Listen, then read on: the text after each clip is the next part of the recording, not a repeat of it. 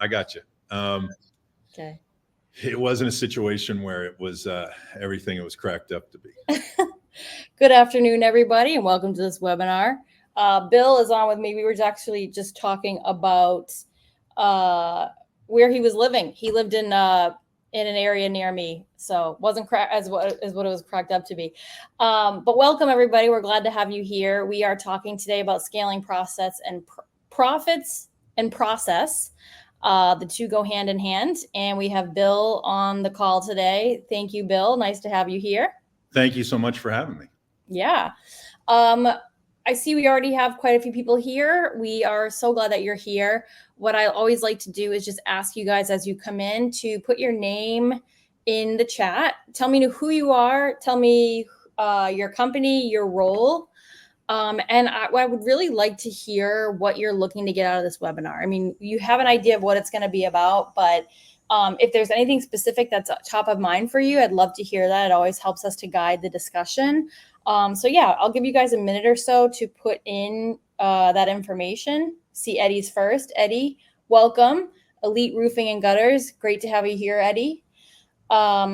While people are putting in their information, I'm going to quickly introduce myself, and I'm also going to introduce Bill, and we'll go over a quick little agenda for the webinar. So my name is Kristen. I'm the head of marketing at Hatch.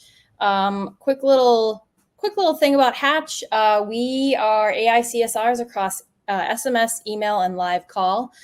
Basically, the idea is we want to help you to increase conversion through one-to-one conversations across the customer journey.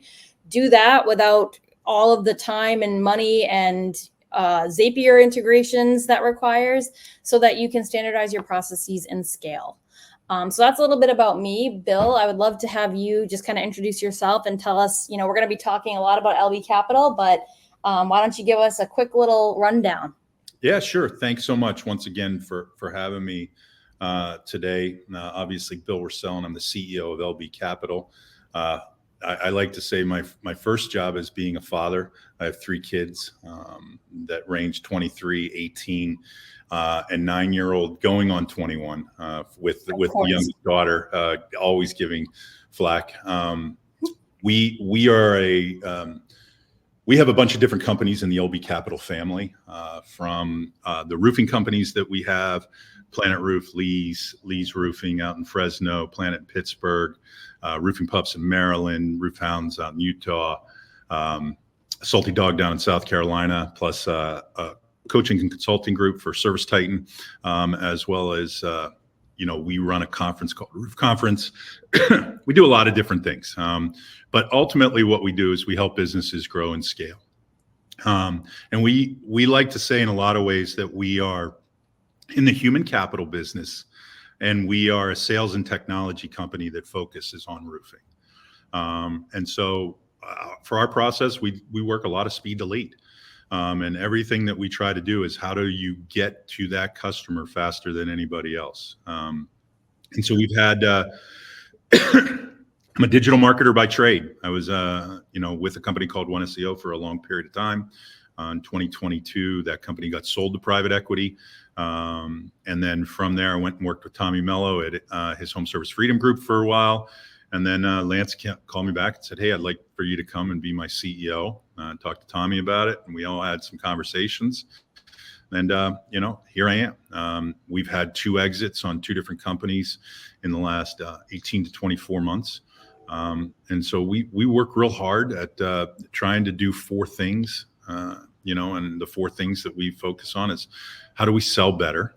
And that starts with our marketing and our leads and getting in front of the customer. We run a lot of leads, and, from there, how do we get those leads and convert it into sales opportunities? From sales opportunities, how do we sell it? And then from there, how do we install it faster?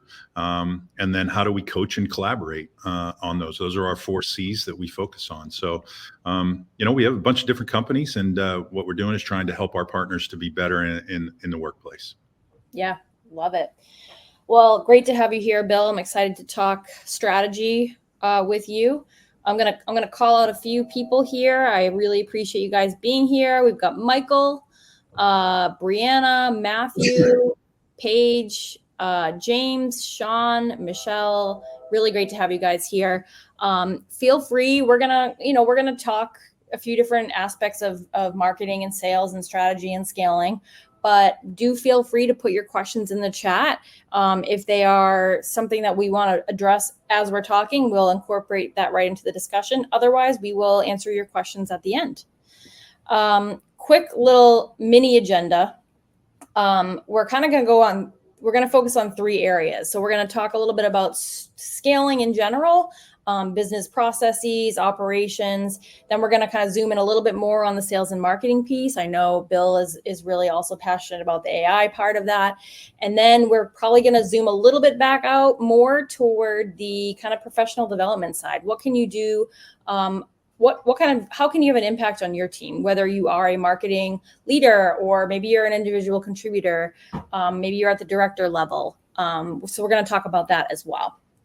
So without further ado, Bill, let's kind of start. Let's talk a little bit about the kind of the LB Capital, the process of transformation that you do with these partners. So I think you said the 5 C's. Do you want to walk through that? Do you want to start there? Yeah. So when I joined LB Capital, and for those that don't know, Lance Bachman is a serial entrepreneur. We've worked together for the last 24 years. We started selling an old product, but a very reliable product called Print Yellow Pages many moons ago. And it was the kind of the end all be all prior to what is obviously, things, that you have going on, like, lead aggregators and Google and LSA and PPC and social media and Angie and, networks and Thumbtack. And, so you had these different Yelp, whatever your particular platform is that you're trying to generate leads through, is that we started selling a long time ago together. And so, Lance is a pretty dynamic person. And when he asked me to come on board, it was a situation where, as people, when they're recruiting people, they don't give them all of the great successes or the opportunities. And so when I first started, we were really challenged with how do we get ourselves by the most important scorecard that we can measure, which is profitability. Mm-hmm. A lot of people like to always say that, what I like to say is that our sales estimates are for show, revenue is for dough. So, we were looking across the board and we were selling at a pretty good clip, but we weren't making a tremendous amount. We weren't making any cash in 2 of our business units. And so for me, I'm like, man, what did I walk into? Like, he sold me this great bill of goods of being involved in, building these companies. And, so I kind of evaluated and say, hey, this is what we have to set as our foundation for blocking and tackling and our core principles that we want to have as an organization. And that was, how do we sell more? Well, we sell more by having more opportunities. How do we get more opportunities? Well, we look at saying, if it's a piece of fascia board that's falling off a house, it's just as important to understand why that fascia board is falling off that house and evaluating, what water and the damage that it can do and getting in and really providing a 5-star experience. So, a lot of people might turn that lead away and say, that's not worth our time because, if you don't investigate where the real challenge is, you can't give a solution. And so, long story short, we go and we say, hey, how do we sell better? Okay. And how do we add cash, to the top line? And then we couldn't be in a situation where that secondary part was, if it was taking us, and when I started, we were anywhere in the 14 to 18 days from the time that the order had closed till the time that it actually had been installed on the roof. And so we wanted to have an opportunity to change that little bit of a model to say, listen, the worst thing that can hurt in any situation on a deal is time and lawyers. And so for us was, how do we get that job completed faster? Yep. And so that collection of revenue, at least in the roofing and siding space, doesn't happen until that job is complete. In HVAC, Right. you got to finish the job. So that was the second C that we said, how do we collect the cash faster? And we reduced our times down to anywhere from 3 to 5 days on roofs, okay, and 10 to 12 days on siding, from where we were at 6 weeks. Well, if you remember when I opened up, I said, we're in the human capital business. Right. Okay? And so what we did was we really went on a pretty big hiring aspect of how to add more people. And we determined, and everybody else has a different factor, but we determined that to hit ultimate revenue numbers that we wanted to, which was for our partners to put them in a position that we could sell them to private equity, we knew that the number was no more than 2.2 to 2.3 appointments per day. Mm-hmm. Okay. So when I have a rep that's running 4 or 5 appointments, what happens is a lot of times you get a prejudgment or a pre-qualification of what's happening in that home. Instead of saying, hey, this is what I know that I'm going to have on the board today. Okay. I really got to spend the time with the person that I'm with to sell the right solution Mm-hmm. to their environment, just kind of running through it. So that was the second piece, was how do we collect the revenue piece? And then I knew that we needed to improve our whole coaching perspective of being able to do 2 things, which was better cross-sell and better to cross-sell across positions. So to understand what a CSR goes through, to understand what a project manager goes through, to understand what an install coordinator goes through. You know, sales are, they're the end all like egos of the entire space and ecosystem. But when they were able to get interacting with these different positions, it became a much more collaborative approach, because we put an incentive in for everybody to be involved with.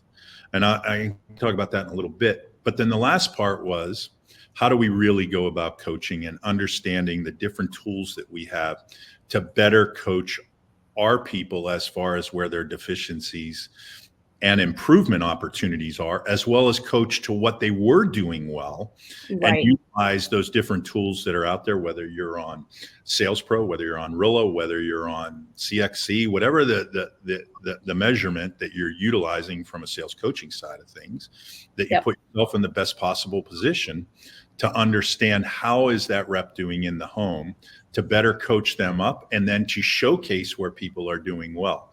Right. What we found is when we did cash, collections, collaboration, and coaching, we got a 5th C. And that 5th C was the culture that we improved upon. And so in 2024, our second big roofing company we took to PE was Munns, did $7.2 million in revenue. And then in 24, we did 25 million. And we ended up closing on that deal and selling it to Alloy in January for a pretty good number that made the partners, multimillionaires. And that's what Lance wants to do with his environment of the people who partner with him, is to help them grow and scale and give life-changing money. And so what the piece that we brought to the table was, how do we go about bringing, because we're not a lifestyle business. We're not trying to create a generational business of, I'm going to hand it to my son, I'm going to hand it to his son, I'm going to hand it to his son. For us, it was, how can we keep everybody being in a situation where they would be a part of that process through incentive programs? So it's done pretty well. That's great. So to recap, the 5 C's we have are cash, sell better, collect, which is, reduce the time it takes to actually get the check in hand from maybe it was a couple of weeks down to maybe a week at most. Then we have collaboration. Let's come back to collaboration. Coaching is kind of coaching them on, not just being like, here are my appointments for the day, but how do I actually, help them buy, not sell to them, help them find a solution. And then culture is just, so the collaboration and the culture, fill me in on those, because I missed the collaboration part. Yeah. So the collaboration is how two departments can work together better. Right. got it. So they're in a situation that understanding what goes into a speed to lead environment, because our CSRs really, because we're a heavy lead aggregator, immediately when we take over a new organization, what are the systems that we put into play? We rebrand them. Okay. We go out to all of the lead aggregators. Okay. And then what do? We implement Hatch into our environment. Yeah. Okay. So that we're doing heavy outbound as well as using the AI through Hatch to be able to increase our speed to lead. So we're coming at it from a multitude of aspects, not to miss anything that comes back in, but to be heavily. Sales reps couldn't understand that process because they weren't doing it. So it's really not a CSR role. It's an inside sales role that's outbound for us. Totally. They happen to do both aspects. And so when you had all four of those kind of working together, what you got was a really good culture of teamwork, because what we had seen, okay, and I'm sure everybody sees it differently in their environment versus another, is that, when somebody has to look at somebody and say, your performance of what you put on the table for your family, I'm directly relating to. And in the same token, the amount of money that you sell and collect allows us to get more money into our marketing channels.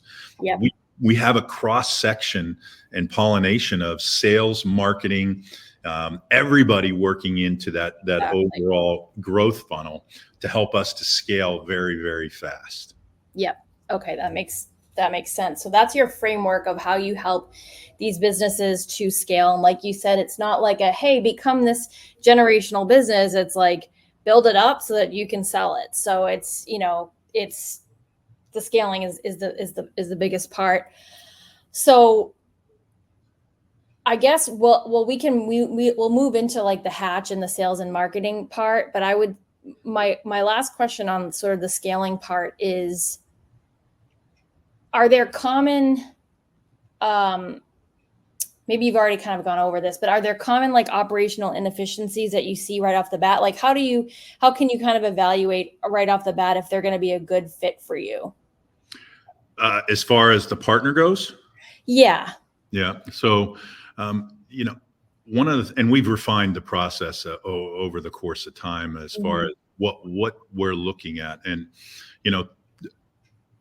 what's important, okay, is to understand what the mission is. And the mission is to help us get you to the point where we can help evaluate taking you to a private equity, because most of the businesses that we're partnering with are going to be anywhere in the $2.5 to $5 million in revenue. Somebody that's doing anywhere between 400 to 800,000 in net income, or maybe even in a situation where they're challenged with it. Because once you get to $1 million in EBITDA, you're going to be you're past the muck, as I like to call it. You're most of the people can't break through that ceiling. And that's where a lot of what we do at LB Capital in our recruiting processes and our best practices and the things that we know that have helped us to help multiple businesses be in this situation. It has to be that, there's one chief in every village, and that chief in our village is Lance. And so, he's a dynamic individual. He doesn't get involved in the day-to-day, but what we're looking to do is to be in a situation where if he puts his word to, I'm going to help deliver a check for that partner, we both have to be in it to win it. Yeah. And building those businesses to scale. As far as what are the biggest operational inefficiencies, it really comes down to one thing.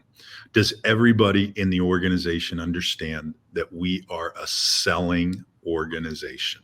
Right. If you go back to that first C, I can put the best marketing plan in place. I can put the best conversion metrics in place and know that 78% of people to the first person that are going to get there because of speed to lead and what Hatch does. I know that conversion rate is going to be better. If I can't get the people to work to convert the customer that we're the solution to their problem, the other C's don't matter. Yep. And being able to hit those targeted KPIs to be able to say, okay, and for us, everybody's a little bit different, but based on what we do from a rebranding standpoint, based on what we're doing from a marketing standpoint, there is an overall KPI that in the first 90 days, that person has to be able to generate $100,000 to afford the CSR, to afford the install coordinator, to install the project manager, the insurance, to make sure that the subcontractor, our partners that are out there doing the work for us, all of the tools that we use in our wheelhouse, how we go about recruiting, field canvassing, like all of that costs money. But if we don't have the first step, and we always like to say, if you can't get step one done, you're never going to get to step two. And so many people start on step one and then they go to step 8. Yep. Instead of saying, what's the natural progression? Right. And simplify the process to be able to help the overall governing of how, at the end of the day, the scorecard comes back to, did you make money or did you lose money? And if you lose money, how do you react to it? How do you make changes and adaptations to say, okay, that wasn't a good idea. I need to pivot. Yep. And I'd be lying to say that as a business, we haven't made mistakes. Of course we have. Right. But try not to make the same mistake twice. Right. And that culture too of selling, it is important, like, for your CSRs to know they're not just like, CSRs or people that are setting appointments. They're not just setting appointments like, hey, we made this much money this year and that came from a sale and that all started with this appointment. And I think sometimes we forget that there are objections to be overcome even in the appointment setting process. 100%. Like I've got to check with so-and-so. Well, instead of them just saying, okay, yeah, let me know. It's like, well, would it make sense to get an appointment on the books so that we can then reschedule? So there's tact involved. Like you said, selling is happening all the time, even in that very first touch. Yeah. I mean, look, everybody is, and that's one of the things that we talk about in our orientation when somebody comes on, as far as from a training perspective, whatever position is, you're in a sales position. You're selling some idea, whether it's you're selling that we're going to deliver the 5-star experience before the sales rep makes it to the home. Yep. That's your job, is to sell that. And like so often we lose the perspective of a couple simple words that help people feel really good. Like, thank you for calling Planet Roof today. Yep, exactly. Like the small things. Yep. Okay. Our sales reps leaving the home, sending a handwritten thank you note to that customer for their time. What do you do? Because there's some statistical data that shows, okay, that 30% of the homeowners will buy on day one. That's a fact. Yep. Okay. On days 2 through 7, you have another 29% that buy in those 2 through 7 phases. And then days 8 through 30, you have another 14%. So you have a better conversion rate on days 2 through 30 than you on day 1. Well, if you look at specifically, okay, how a sales rep's mentality is, if they don't close in that first day, generally speaking, they're like, oh, that's out the door. Yep, exactly. Okay, so how do you use automation in your nurture and your follow-up campaigns, utilizing a product like Hatch, to say, hey, I can work with this particular customer to better give them an environment where we didn't close them, but we want to know we're thankful for the opportunity to spend time with them and utilize different champion customers along the way to help close that deal, because that 43% is a high number. And if I just capture 10% of the 43%, I've increased my close ratio from 30 to 40%. Yep. How much revenue is that over the course of an entire year? So a lot of what we utilize your products for is to better say, hey, how can we be in a situation that we do things after we leave the home, not just when we're in the home? And that's been a big game changer for us. Yeah. Totally.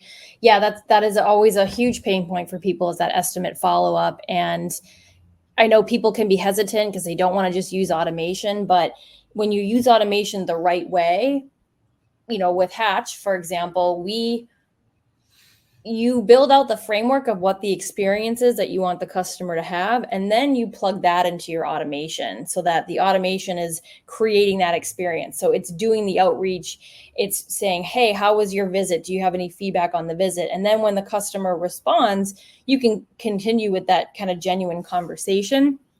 And same with speed to lead. So I think it's an important point when dealing with automation. Like, are you just going to find a tool and then plug the tool, create a process around the tool, or are you going to find a tool that caters to your process? It's like you think about today, right?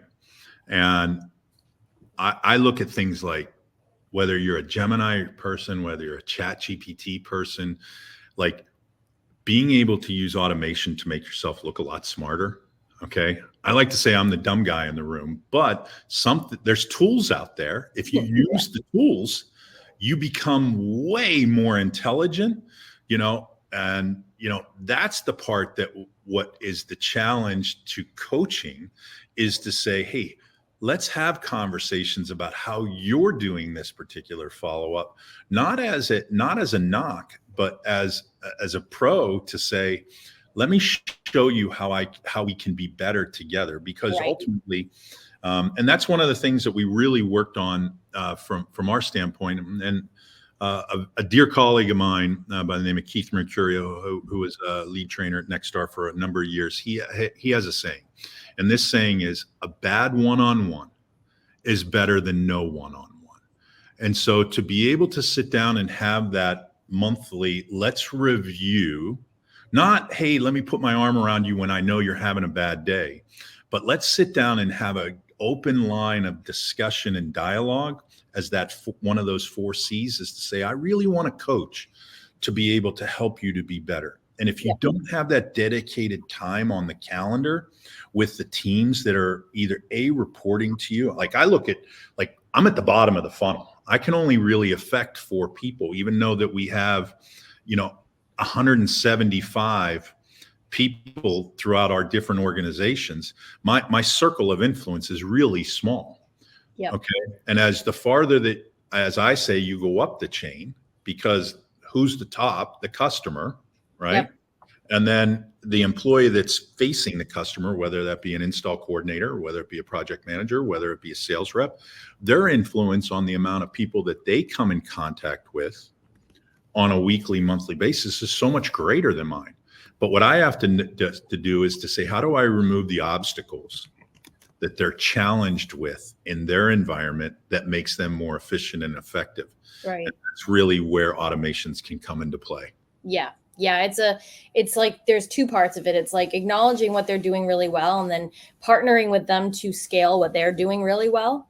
I mean, it's the same in any role. Like, I do things as a marketer, and now I'm using ChatGPT to amplify my output.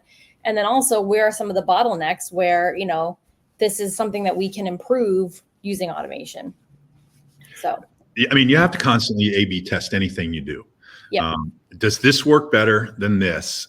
And, it's like, we have all these different companies. So a lot of people will come and say, hey, why don't I'll give you leveraging power because you use my product in all your companies. And I'm like, no, we're going to test and target it in one company to see how it works before we roll it out to the masses. So maybe not everybody's in the situation that we are at LB Capital with the number of companies we have. So test and target things across the board with your individual sales teams to see, or your individual, CSRs, or if you're in a situation where you have multiple to see where things work better for you in one environment versus another, and then apply them to, and then scale it. There's that famous old saying of nail it, then scale it, not just try to nail it. Yeah, exactly. Then you have a lot of nails everywhere and somebody gets hurt. Cool. Well, so I'm going to give you guys, those of you on the call, some of you are familiar with Hatch, some of you aren't.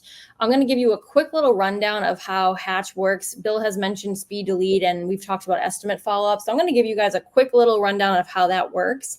And then, Bill, I'm going to ask you just a few questions around the actual process that you implement with the businesses that you partner with.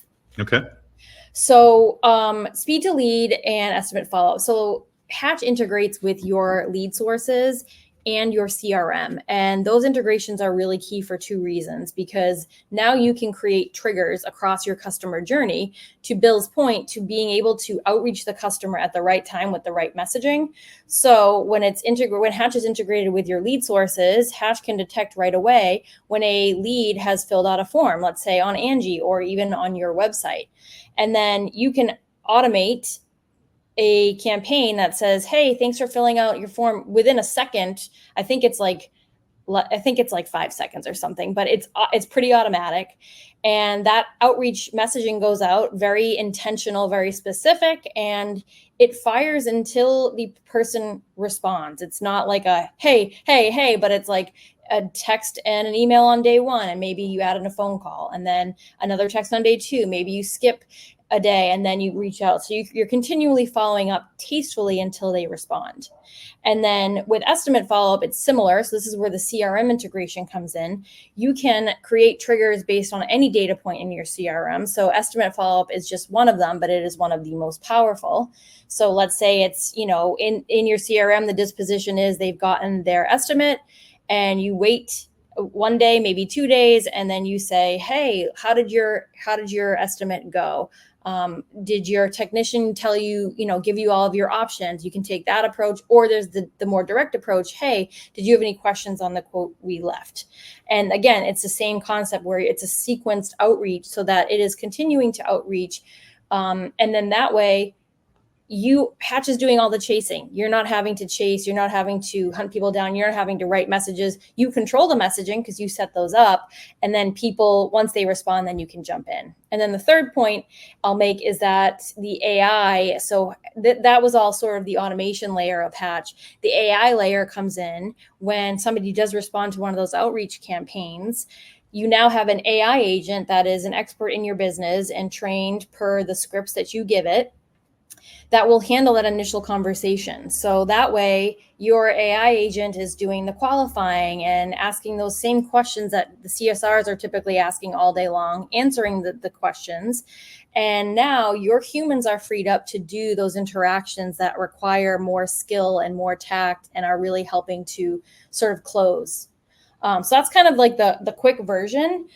So Bill, I know that for the companies that you work with in particular, they are pretty heavy on lead aggregators, correct? Yeah, you could say that. We spend in the millions. Yep, exactly. So that's where the speed to lead comes in. Now, how have you found it to be? Have you found that because Hatch is a standard tool across all of your partners, right? That's like kind of your playbook. 100%. And so when we partner with a new company, and the first thing that we get you on ServiceTitan. Okay. That's our preferred method. There are other people that are using in the roofing space, AccuLink, Job Nimbus, whatever. Ours just happens to be ServiceTitan. Yep. Okay. We get you on ServiceTitan. We do the rebrand. And then I call my friends at Angie Networks, and I call the different lead aggregators. And then I'm basing what I need to do and what those reps are equated from a dollar value standpoint. And I'm looking at a heavy anywhere 10, 12, 14% marketing allocation of what the revenue is, not the sales, the revenue that I want to bring in.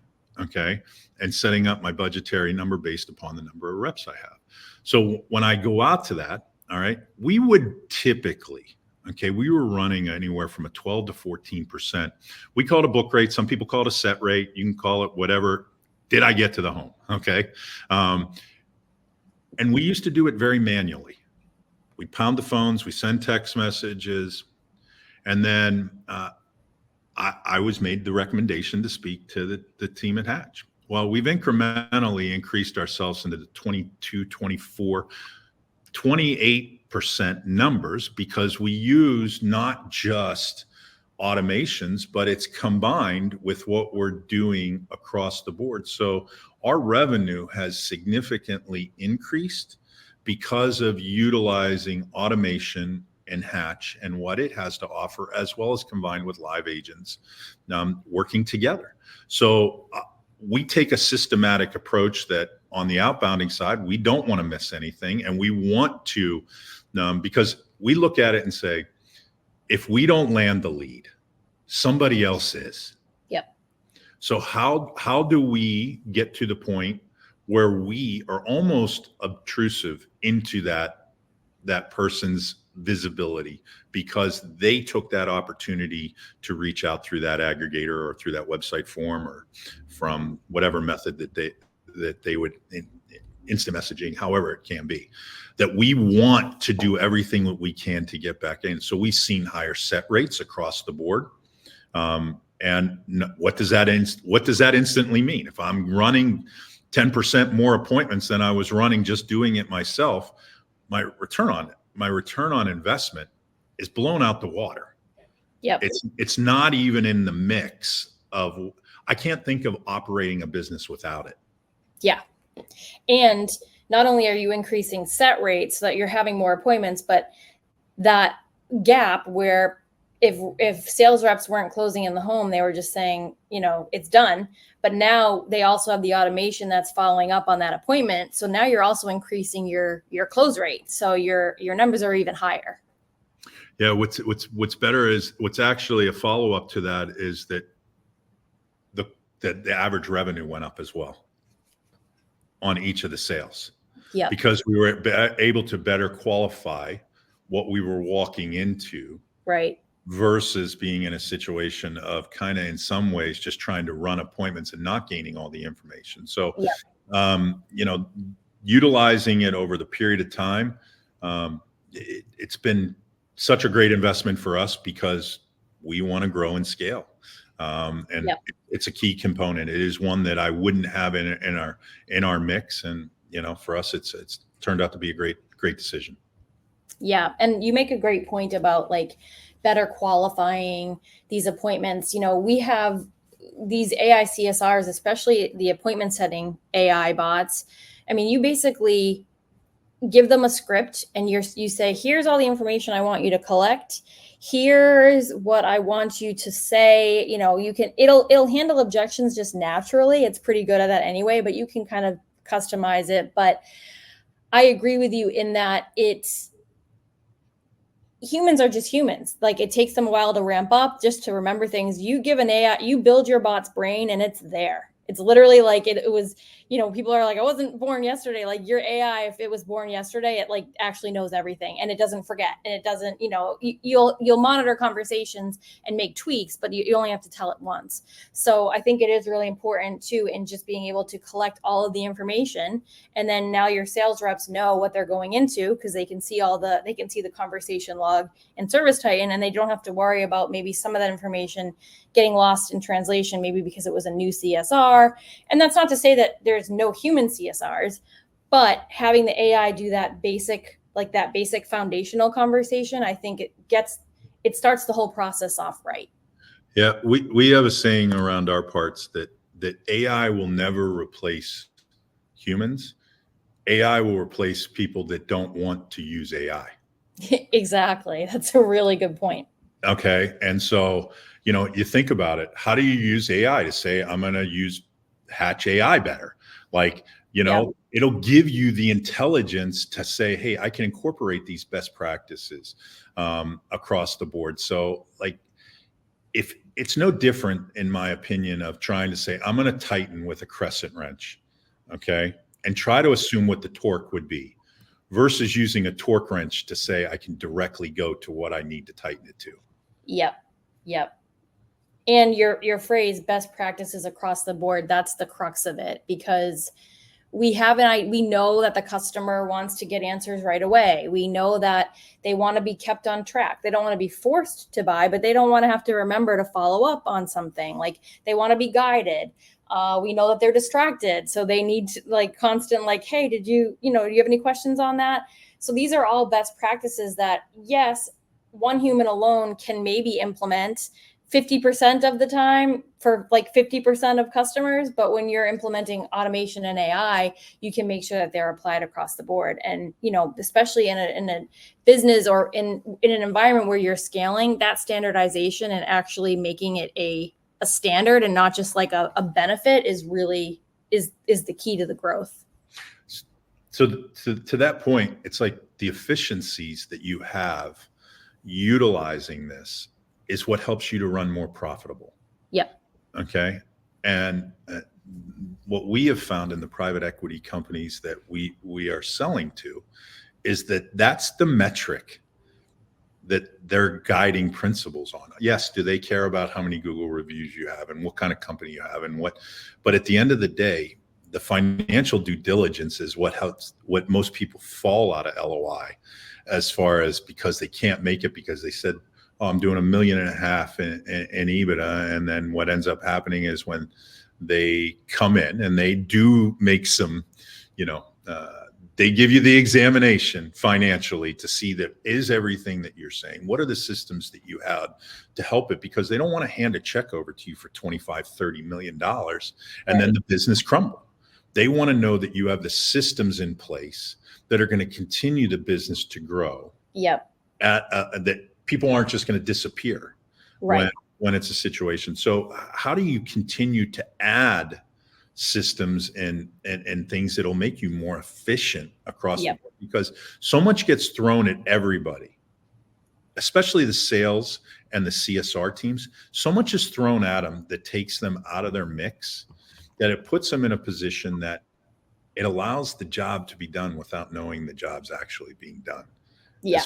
Applying the automations to it. Yep, exactly. Like you said, a system that it's important to know that you have a system in place that you can actually say, here's how we do X, Y, and Z, because then you can train it. And then the shift is that, in the old days, even like a year ago, maybe before, AI has been around for more than a year, but it's taking off exponentially quickly. But instead of just saying, here's our process and we just add people, more and more people to carry out and scale this process. Now it's, here are the tools that we use to do it. And these are the people that can properly manage these systems. So a CSR, yes, they are interfacing with people, but also a good chunk of their job is actually managing the technology. So it's like you have an AI workforce and now that's that AI operational layer. And it's your job to manage that, because AI isn't just, it's not like a plug and play. You have to train it. You have to monitor it. So it's really just like everybody has their own assistants and you have to manage them.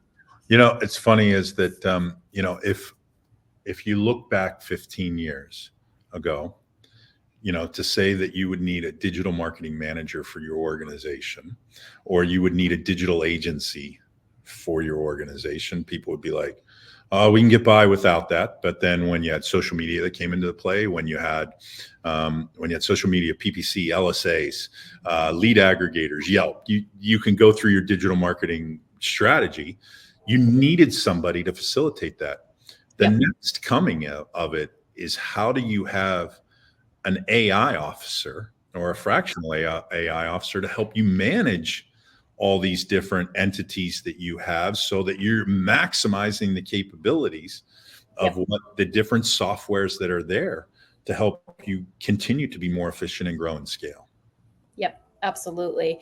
And it's growing. We were just looking at some stats recently, and like internet took a certain period of time for people to adopt. Smartphones took a certain period of time, and the curve just keeps getting smaller and smaller. And AI is just like, I think it took like 2 months for I forget what the number is, for like half the world to be using ChatGPT or something. So people are open to it, but it's growing so fast that having somebody that can actually help you understand the components and get them to work together, like you said, is going to be huge. 100%.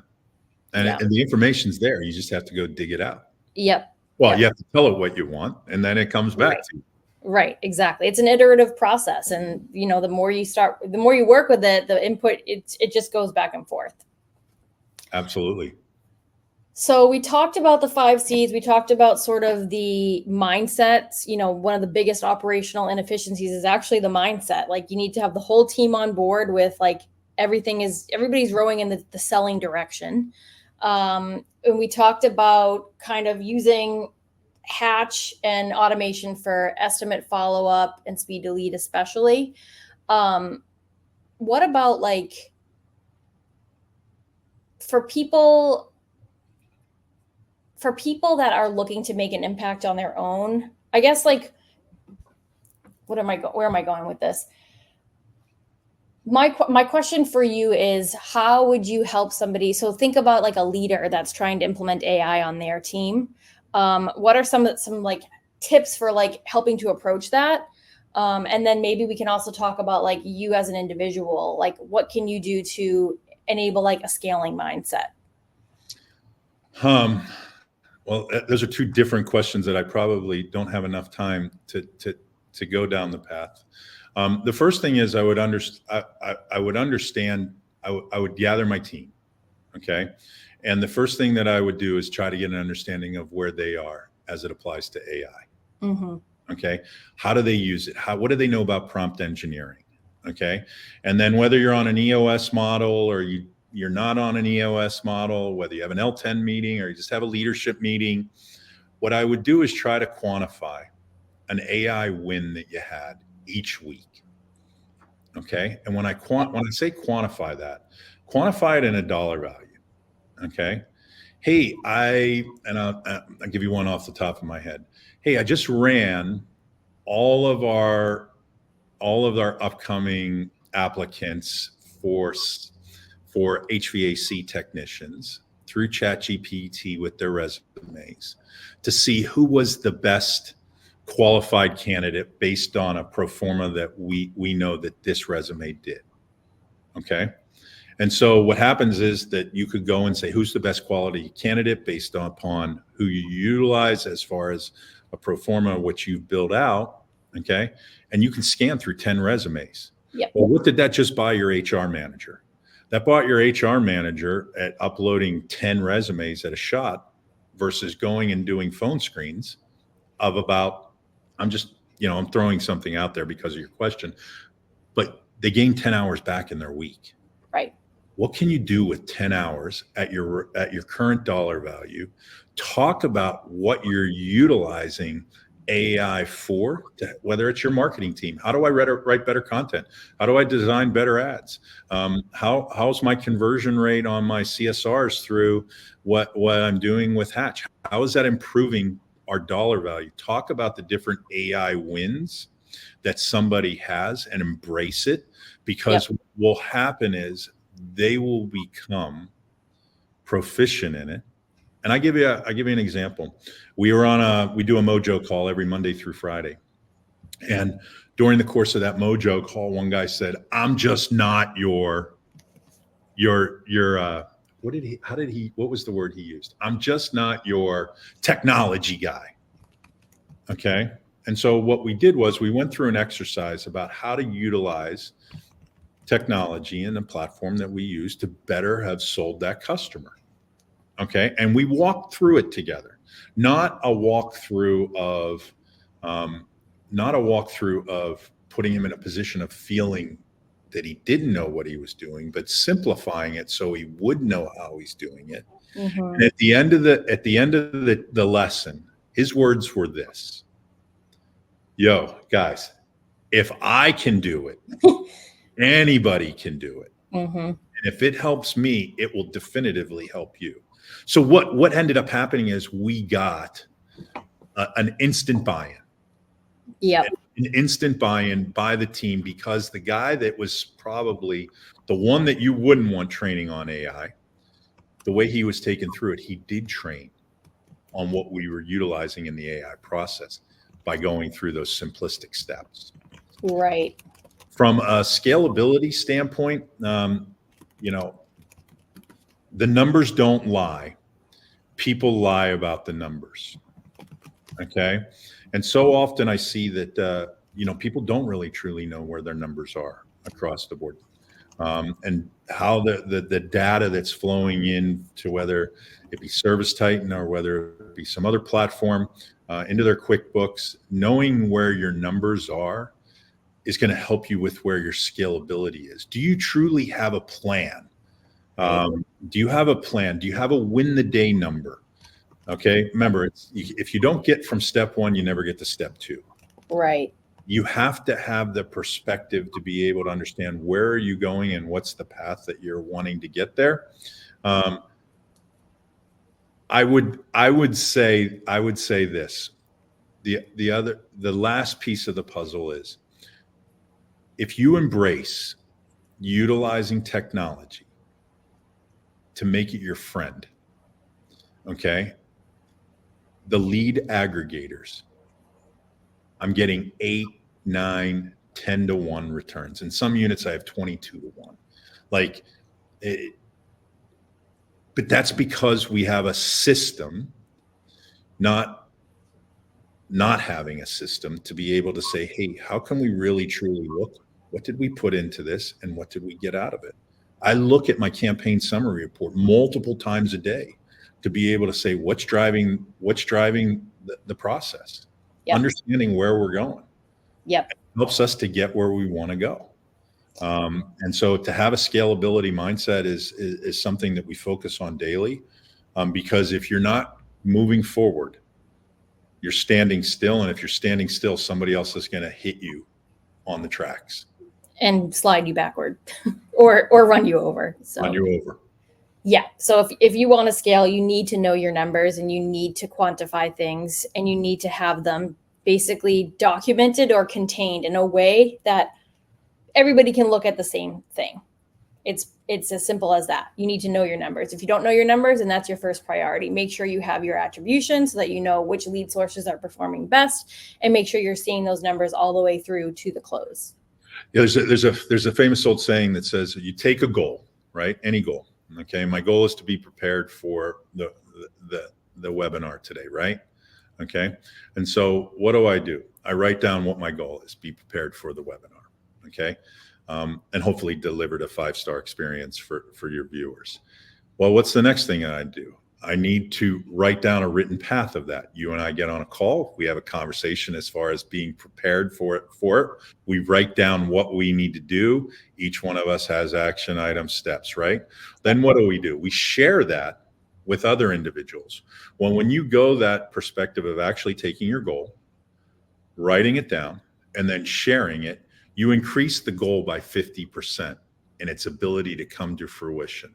So what's the message? Well, if you want to have a scalability mindset, write your goals down and then share them with your team and incorporate that they have an equity in that reaching that goal. And I would highly, highly, highly recommend that one of the first things that people look to do is, how do you have a phantom equity stock for your team, that if your goal is to grow and sell your business to private equity someday and not hand it down to your kids or whatever it might be. Okay. If you want to take and say, hey, I want to get to a specific number and then I want to sell to Pergeron, Canopy, you pick whatever one, Apex, Vertex, whoever it might be. Okay. Is share that with the entire team. Allow them to feed at the table when you are, and you're going to get there that much faster. 100%.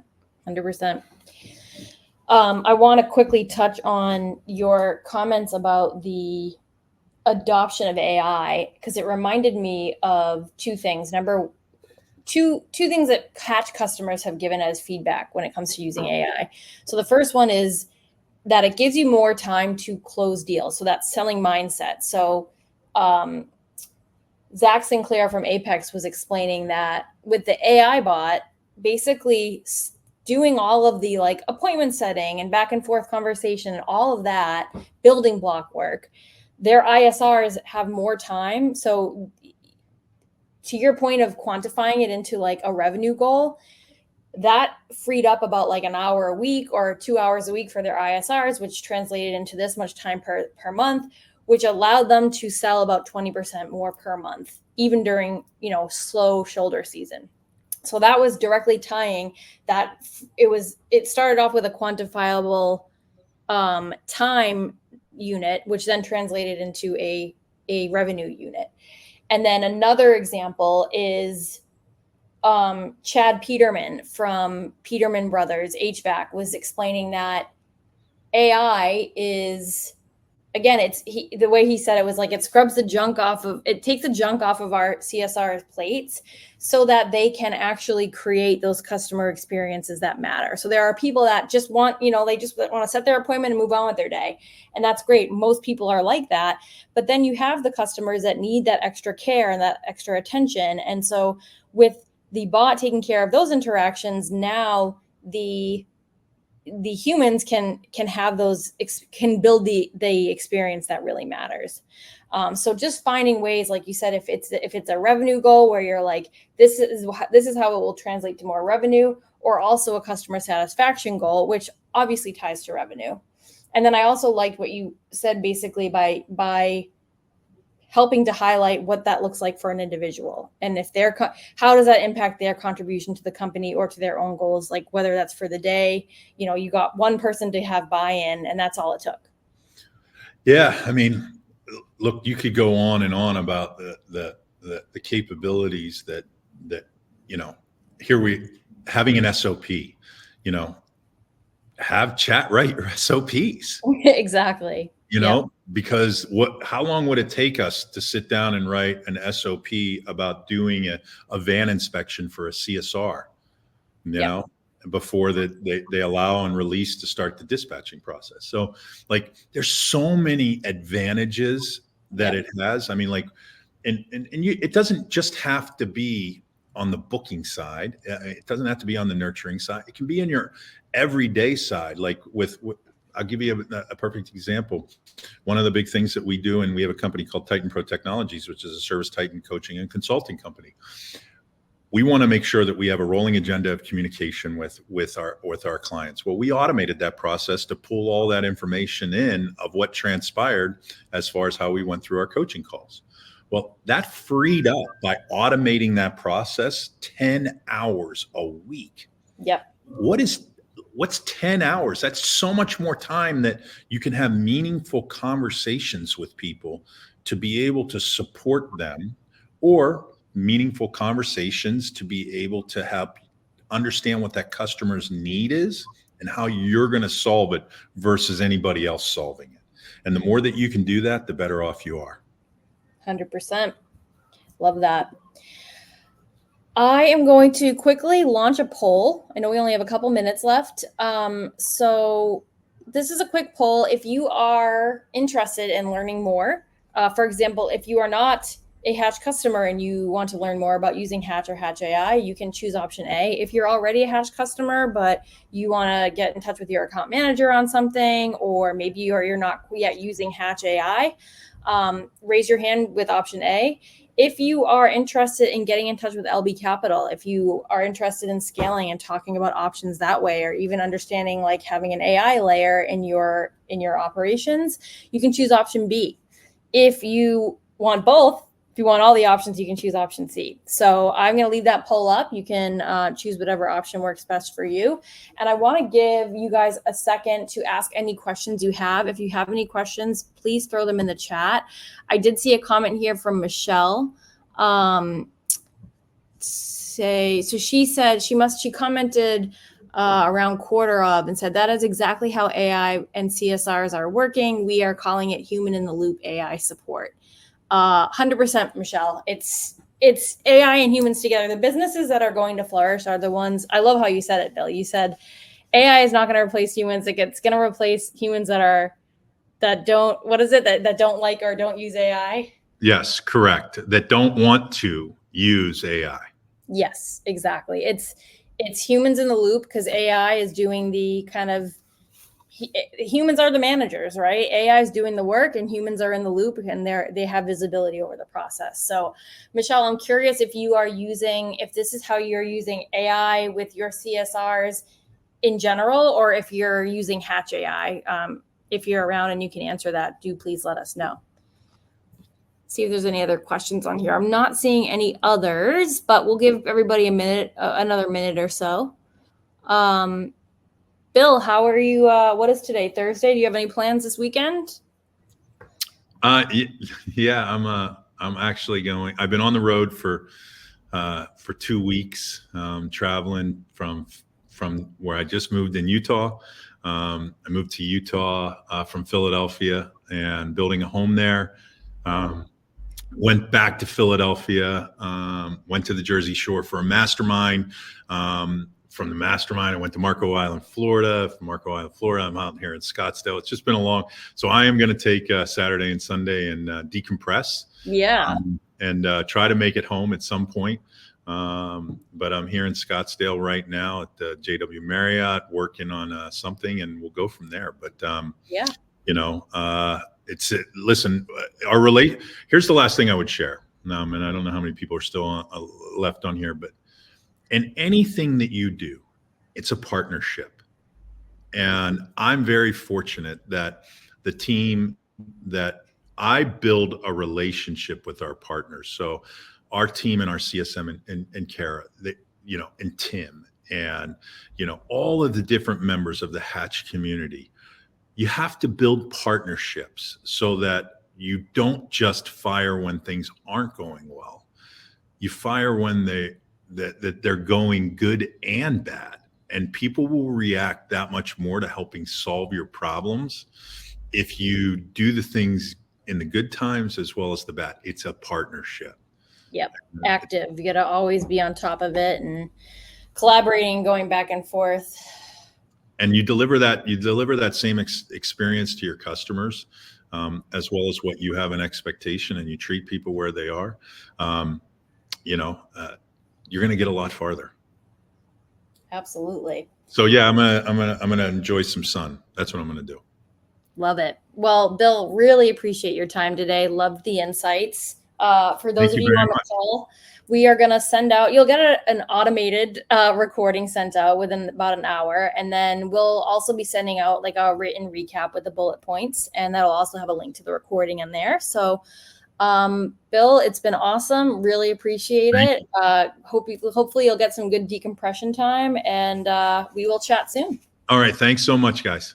All right. Bye-bye.